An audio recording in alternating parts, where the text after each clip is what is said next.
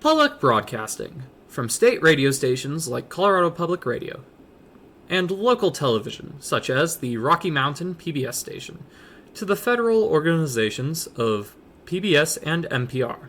American public broadcasting has a rich history, one that has touched the lives of millions of Americans, educating and informing the nation from its first days on air. Public broadcasting, in the form we recognize today, first started in 1967 under President Lyndon B. Johnson's Great Society program. With the Public Broadcasting Act of 1967, this act, largely pushed for by the Carnegie Commission on Public Television and President Lyndon B. Johnson himself, ordered the incorporation of the Corporation for Public Broadcasting, or, for short, the CPB, and recognized the need for federal funding for local broadcasting for both television and radio across the nation. In 1969, the CPB established both PBS and NPR to further formalize national public broadcasting. Over the coming decades, shows like Mr. Rogers' Neighborhood, PBS NewsHour, Sesame Street, and many others started to grace the airwaves with entertainment, education, and news accessible for all Americans. These shows made large impacts. The educational programs made massive impacts on the education of kids, helping lower-class kids catch up in their reading and math scores to their middle and upper-class peers, while enabling upper and middle-class kids to take their learning out of the classroom in fun and effective ways. The news programs launched during this time were, and still are, seen as some of the most impartial on the American airwaves, strengthening American democracy and freedom through journalistic integrity. Despite the benefits, efforts during the Nixon and Reagan administrations to defund both PBS and NPR were launched by budget hawks in Congress with the end goal to fully dismantle public broadcasting. These efforts were stopped by the hard work of men like Fred Rogers, who held out successfully until pretty recently.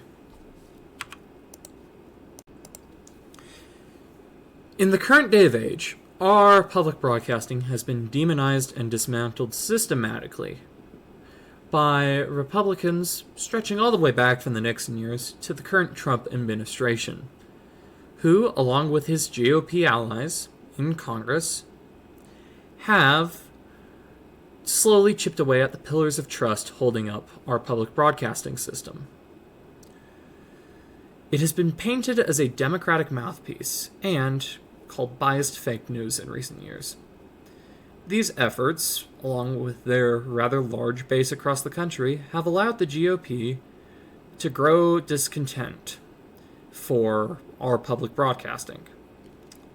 Using the discontent they grew themselves, the Trump administration decided on May 1st, 2025, to issue an executive order titled Ending Taxpayer Subsidization of Biased Media.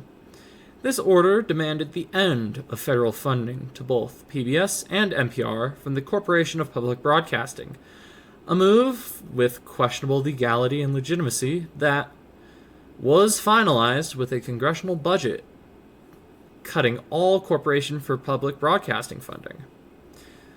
Following the budget decimation, the CPB held on a few months, settling affairs left on the table, but as of January 5th, 2026, the board fully disbanded the CPB. Without the CPB, NPR and PBS have been cut free and are surviving off of donations from organizations, viewers like you and me, and ad revenue. The loss of funding is threatening to kill smaller, more specialized stations and is putting strain on the larger regional ones. As of right now, the future is unknown, but it seems bleak for our public broadcasting. Only time will tell if the lights stay on in these beloved local stations, or if the airwaves will go silent for the first time since 1967.